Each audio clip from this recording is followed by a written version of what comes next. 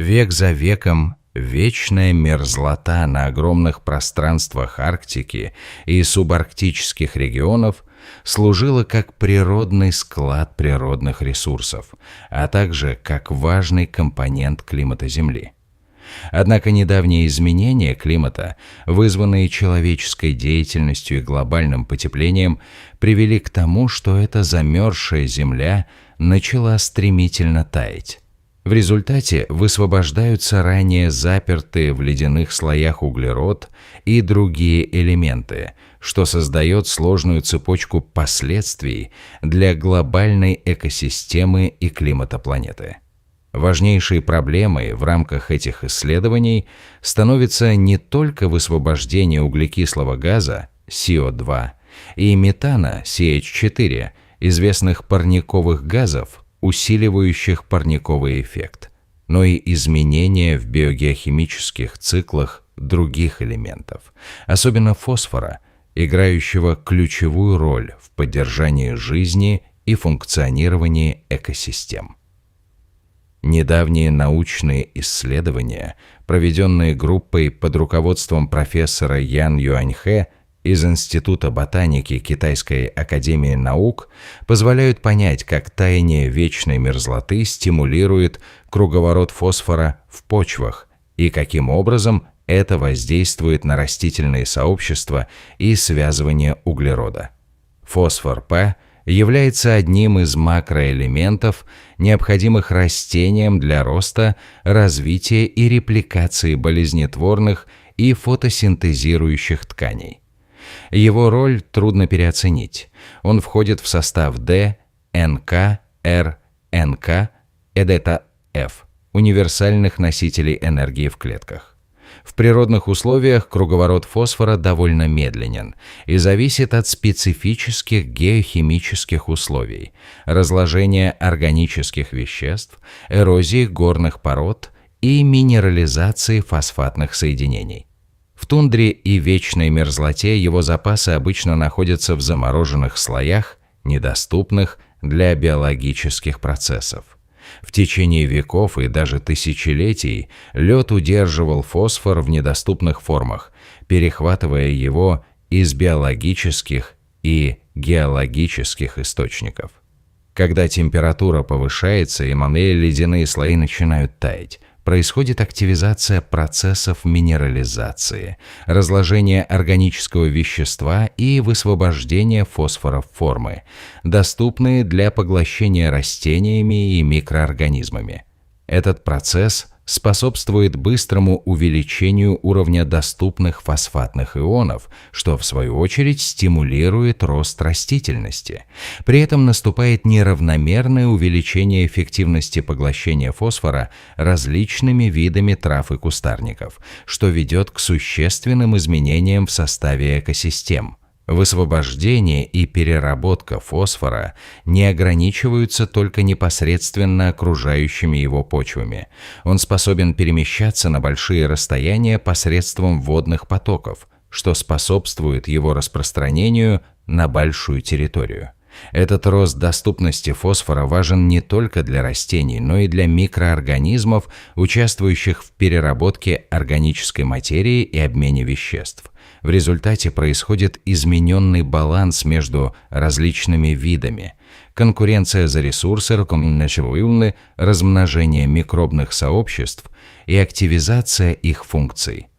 Взаимодействие между микроорганизмами и растениями – главный драйвер биогеохимических циклов, и именно этот баланс определяет, насколько быстро и в каком объеме будет происходить переработка элементов при измененных климатических условиях.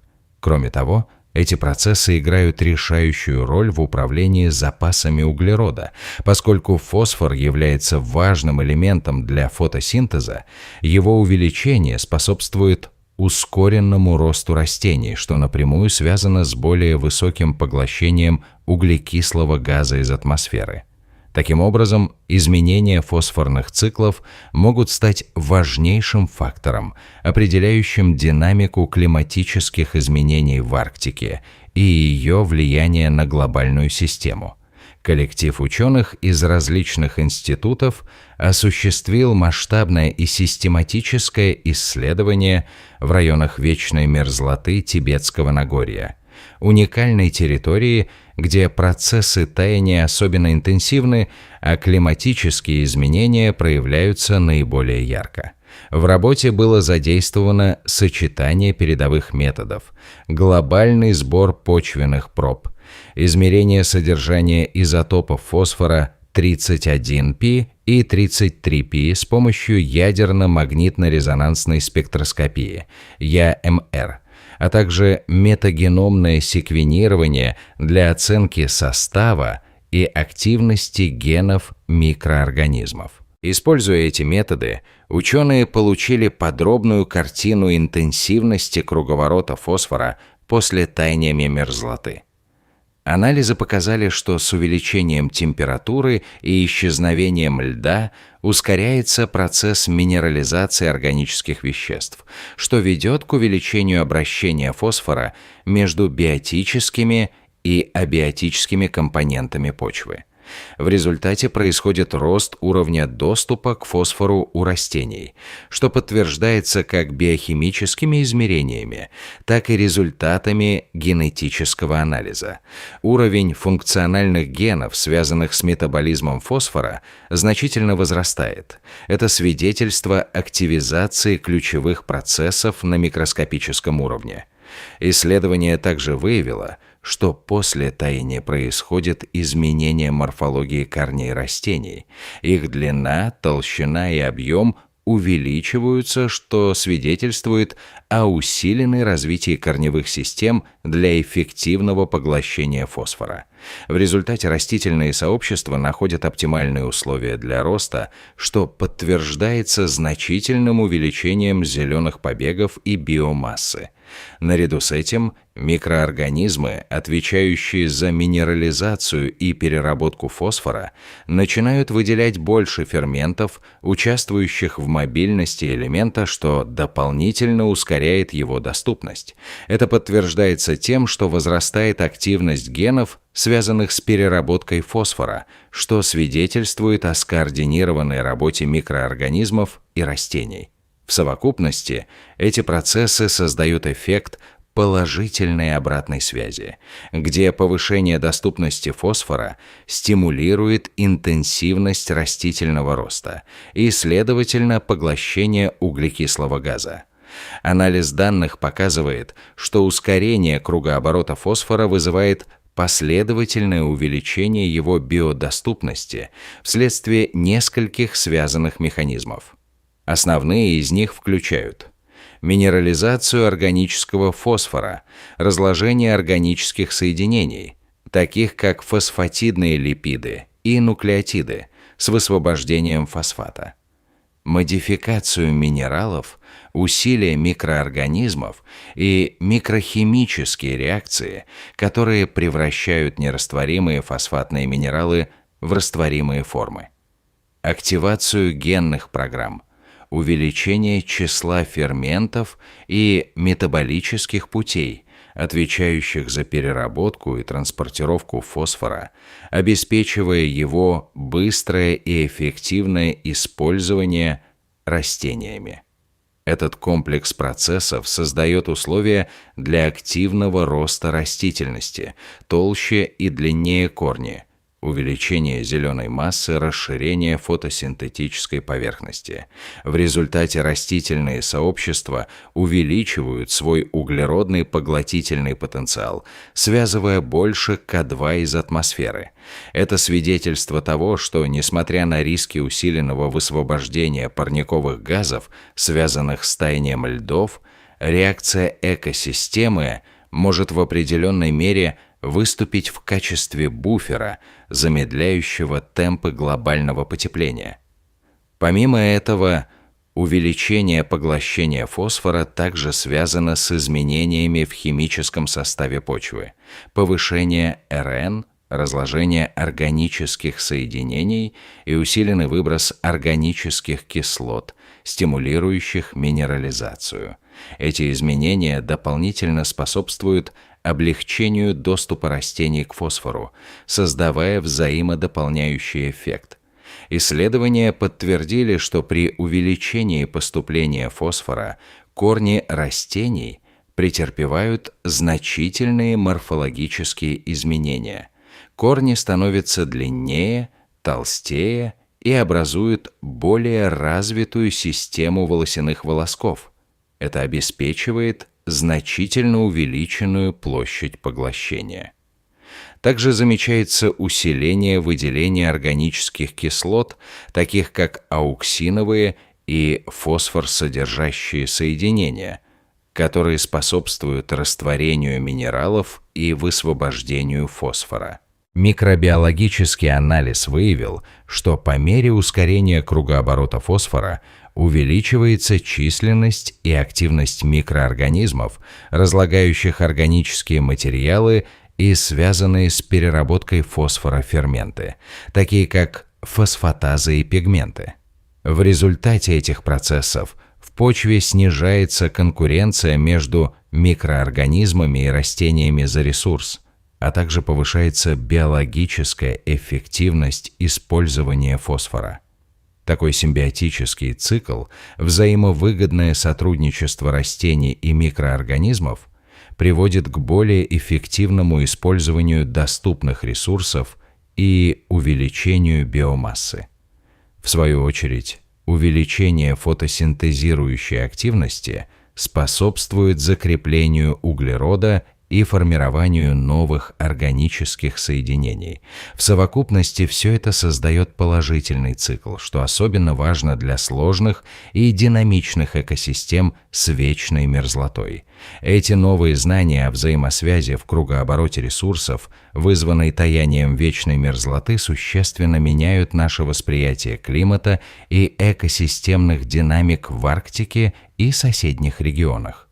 В частности, открытие о стимулирующем влиянии фосфорных процессов на поглощение углерода вносит уточненную картину о возможных сценариях развития ситуации. Арктика и субарктика – критические регионы, где даже незначительные изменения температуры могут приводить к катастрофическим последствиям, повышению уровня моря, изменению глобальных массообменов, усилению штормов ПКК и другим климатическим феноменам. Высвобождение не только углекислого газа и метана, но и других элементов, таких как азот, водород, металлы.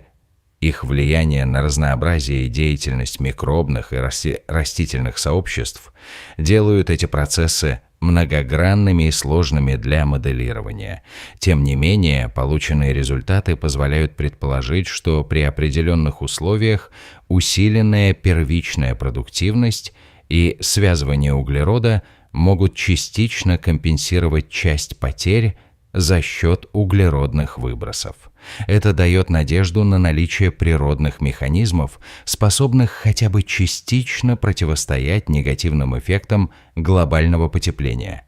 Проект Ян Юаньхэ и его коллег показывает, что таяние вечной мерзлоты не только источник опасных парниковых газов, но и мощный регулятор биогеохимических процессов, влияющих на климатическую систему. Этот взгляд существенно расширяет представление ученых о последствиях изменений в Арктике, подчеркивая роль биологического и химического взаимодействия в управлении запасами и переработке элементов. Одновременно выявленные механизмы требуют дальнейшего изучения.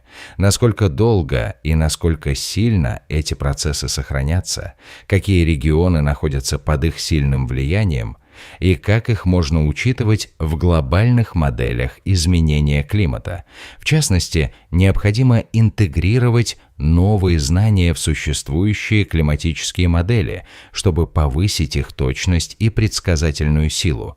Также приоритетом становится разработка системы мониторинга с помощью спутниковых данных, наземных измерений и экспериментальных площадок для отслеживания динамики почв, растений и микроорганизмов в регионах вечной мерзлоты. Это позволит оценивать реальные изменения, прогнозировать будущие сценарии и разрабатывать стратегии адаптации. На основе проведенных исследований вытекает необходимость пересмотра моделей глобального углеродного цикла с учетом нового взаимодействия между фосфором, микробами и растениями. Для эффективного реагирования на изменения климата важно не только изучать запасы углерода, но и взаимодействие между элементами, а также их влияние на биологические процессы. Также необходимо создавать системы раннего предупреждения о негативных последствиях, связанных с ускоренным таянием вечной мерзлоты, и развивать меры по защите особо чувствительных экосистем, прежде всего в Арктике. Эти меры включают регулирование деятельности, связанную с добычей ресурсов, защиту природных ландшафтов, а также внедрение технологий, направленных на снижение выбросов парниковых газов. Завершая, отметим, что новые открытия открывают горизонты для междисциплинарных исследований, объединяющих климатологию, экологию, геохимию, микробиологию и другие области знаний. Наука должна продолжать углубленное изучение сложных связей в системе лед-кора-воздух для разработки адекватных мер борьбы с глобальным климатическим кризисом.